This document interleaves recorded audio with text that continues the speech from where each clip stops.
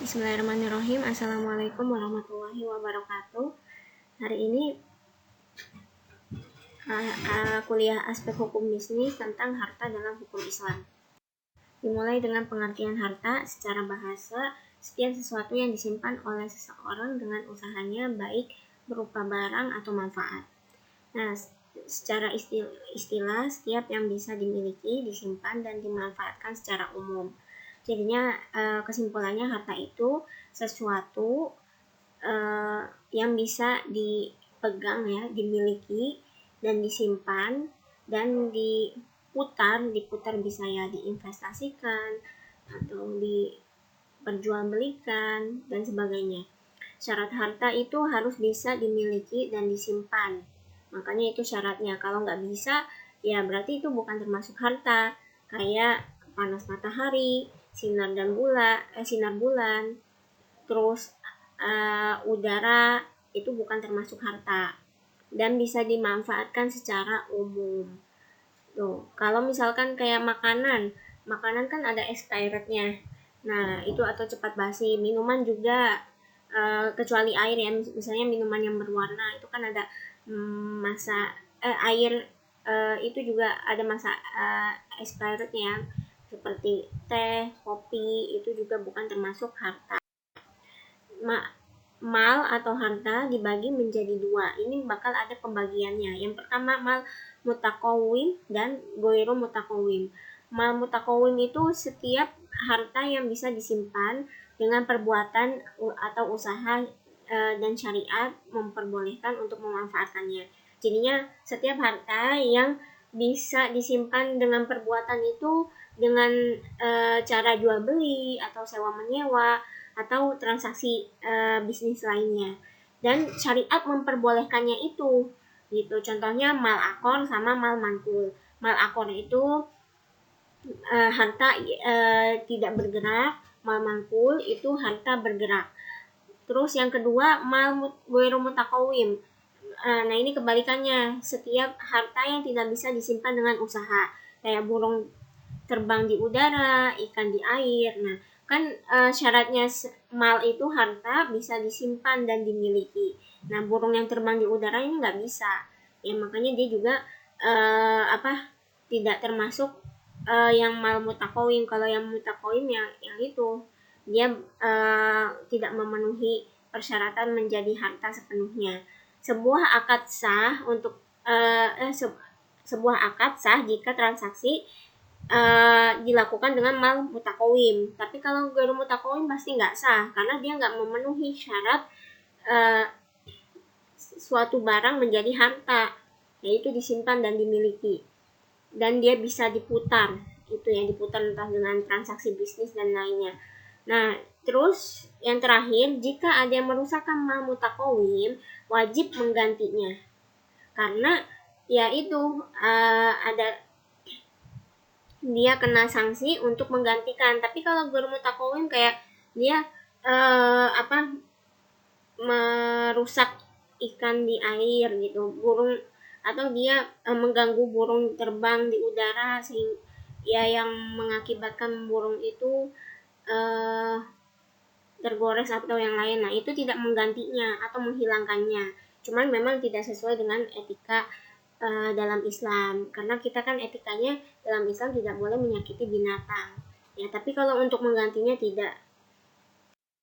Terus next itu harta bergerak dan tidak bergerak. Nah, tadi mal mutakawim kan dibagi jadi dua, mal akor sama mal mankul. Nah, ini dijelasin. Mal akor itu harta yang tidak mungkin dipindahkan dari satu tempat ke tempat yang lain. Contohnya tanah itu ya, atau yang bisa diubah tapi dia bakal nggak sesuai lagi seperti semula, kayak ya rumah, bangunan. Itu kan misalkan dia mau dipindahin pasti bentuknya juga berubah. Nah, kalau mal mankul itu harta yang bisa dipindahkan, diubah dari satu tempat ke tempat yang lain. Contohnya uang, mobil, dan kendaraan yang lain. Banyak ya kalau yang bergerak. Nah, perbedaan dalam transaksi apa? Kalau harta tidak bergerak itu boleh dijual belikan sebelum penyerahan barang. Kalau barang bergerak harus yadan biyadin karena ditakutkan rusak. Nah, makanya kan yang hadis az-zahab bizahab wal fiddah bil fiddah. Nah, itu yang hadis itu kenapa harus yadan biyadin, karena dia termasuk harta bergerak juga dan ditakutkan nilainya akan rusak itu kalau nggak yadan biyadin. Tapi kalau misalnya harta tidak bergerak kan dia tetap di situ aja, kayak seperti tanah. Kita transaksinya serah terima surat sertifikat tanah, terus si penjual mendapatkan uang, selesai. Nah, tapi kalau misalkan tapi tanahnya misalkan jauh nih, kita tanahnya ada di luar Jakarta tapi kita transaksinya di Jakarta, itu nggak masalah. Tapi kalau misalkan tidak bergerak itu beda lagi ya, harus yadan biyadin gitu. Kalau misalkan apalagi kalau misalkan nilainya yang berbeda gitu, karena takut ada ketidakkesepakatan yang lainnya, ditakutkan rusak juga. Terus harta yang tidak bergerak, ulama sepakat membolehkan untuk mewakafkan. Kalau harta bergerak itu terdapat perbedaan pendapat. Kayak wakaf uang itu kan banyak perbedaan pendapat. Tapi ada yang membolehkan, ada yang enggak gitu. Jadinya bisa dipilih. Kalau harta tidak bergerak, ulama sepakat membolehkan. Next, mal misli sama mal kimi. Mal misli itu sesuatu yang harta yang ada contohnya di pasar. Contohnya kita mau membeli HP iPhone 7. Nah, itu kan ada contohnya di pasar. Jadinya kita misalkan mau ngebeli ada di orang tanpa kita ngelihat wujudnya, kita tahu itu. Atau biasanya kalau kita beli di tempat jual HP kan biasanya yang dikeluarin cuma yang satu, tapi yang di box yang kita mau beli nggak dikeluarin karena dia termasuk mal misli, ada contohnya di pasar. Tapi ini dibagi menjadi 4 ya, ada al-makilat, itu contohnya gandum, al-mauzunat, al-makilat yang bisa ditakar, al-mauzunat yang bisa ditimbang, kapas atau besi, al-adadiyat itu yang bisa dihitung ya, telur. Nah, itu contohnya juga ya, yang ada ini banyak sekali mal misli ya, yang ada contohnya di pasar. Hampir rata-rata harta itu, contoh-contoh harta itu ada contohnya di pasar.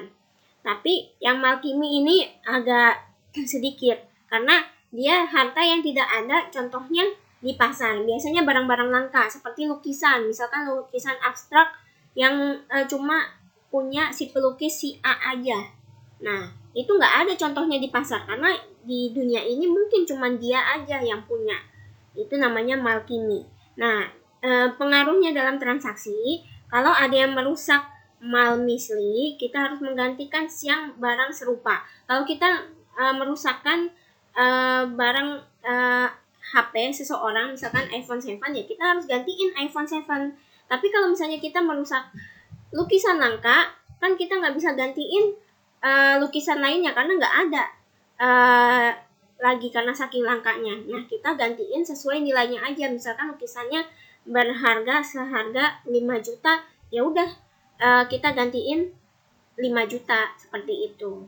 Oke, mungkin cukup sekian yang penjelasan tentang harta. Kurang lebihnya mohon maaf. Wassalamualaikum warahmatullahi wabarakatuh.